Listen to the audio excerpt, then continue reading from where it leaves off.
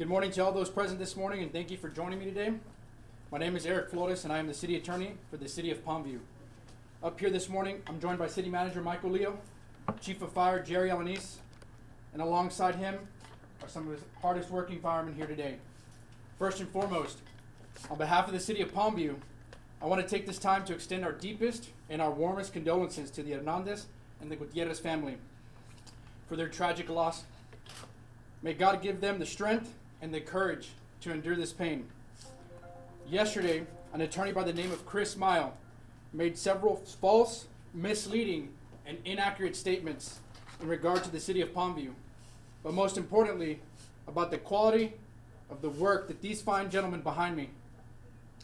I called you all here today as a spokesman for the city to give the public and our residents facts, not assumptions, and certainly not subpar conclusory legal statements. On July 21st, 2019, the City of Palmview did not receive an emergency call in regard to the fire, and we certainly did not pass the call, as Mr. Mile falsely stated yesterday. In fact, the call we received on July 21st was a mutual aid call made by Alton Fire Department to Palmview Fire Department to provide additional assistance for the scene.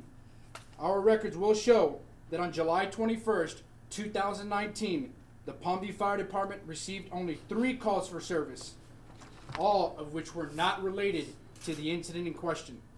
The primary agency responsible for this call and for this area was Alton Fire Department, not the City of Palmview. Additionally, the area where the fire took place, as I said earlier, is not within the Palmview Fire Department's fire district. Our records will further show that within approximately 1 minute of the mutual aid call, our Chief of Fire dispatched Tank 1, Medic 2, and an additional brush truck with a total of 2,300 gallons of water.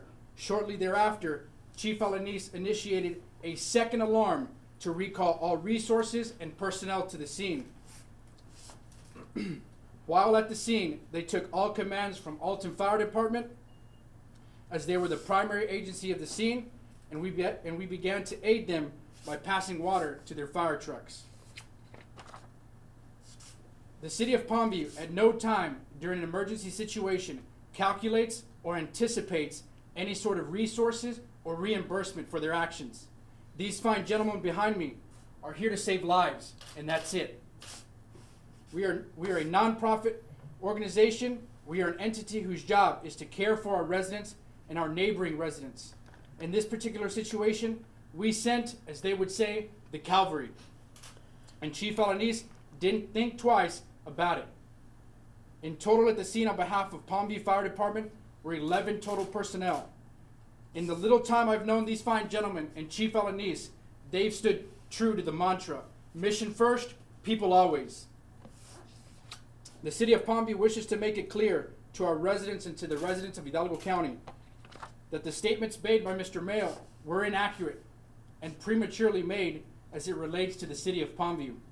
Not once have his investigators or anyone associated with his office reached out to the city to request any documents or any information about our role in this tragic incident. Again, I'd like to reiterate, there was no delay on behalf of the City of Palmview's Fire Department. We did not receive an emergency call or a call for service.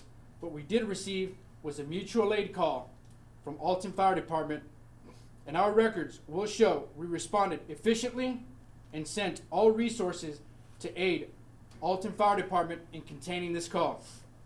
The City of Palmview and our City Council have always sought to be transparent to our residents in any situation, and this was no different. Our residents deserve the truth, not assumptions, not speculation.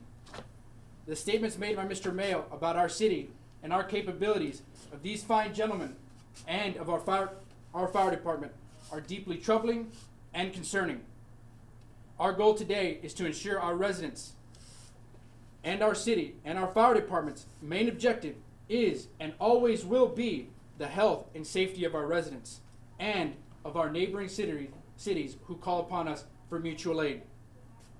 At this time, I'd like to open it up for some brief questions for myself, the city manager, Mr. Leo, and the chief of fire, Jerry Alaniz. When y'all received that mutual aid call, how quick did Palmview respond to the Alton call? So we in-processed the call. The call was about 30 seconds to about a minute. Within a minute, we were already moving. We were out the door.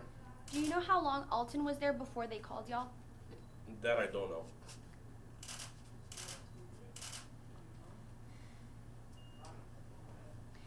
Is there any way, you said that there were 3 calls of service made, none related to the question fire. Yes. Is there any way that we can get any transcripts or records to confirm Yes, that? definitely. So how that is confirmed and why these statements that I'm making today are not speculation.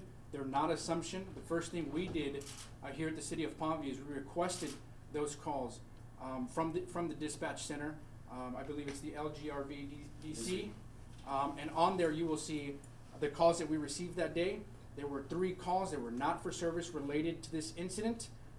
However, you also will see that there was a mutual aid from Alton Fire Department, and there is a voice recording of it. So, please, put in the requisite, the PIR, and we will definitely release those to you all. But I would reiterate that the call was not a 911 call. The 911 call did not come to the city of Palmview, did not come through the city of Palmview. So there was never a 911 call that got here? Correct.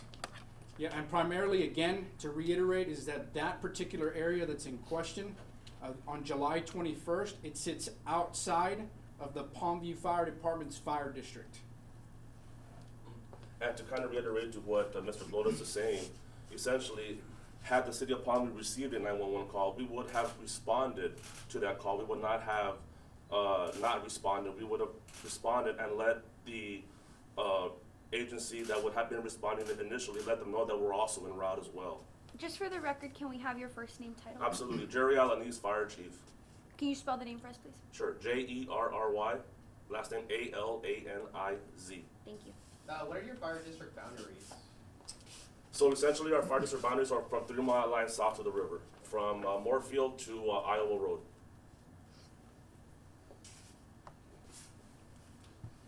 And this incident was north of 3 Mile Line. Correct. It was about 4 Mile Line, give or take, where the incident was taking place at.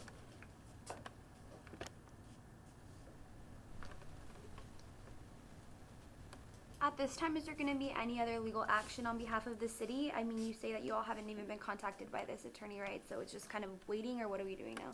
At this time, the city will just be postured and ready to defend the hard work of these gentlemen behind me. We would definitely ask that Mr. Mayo refrain from making any sort of false or inaccurate statements before not even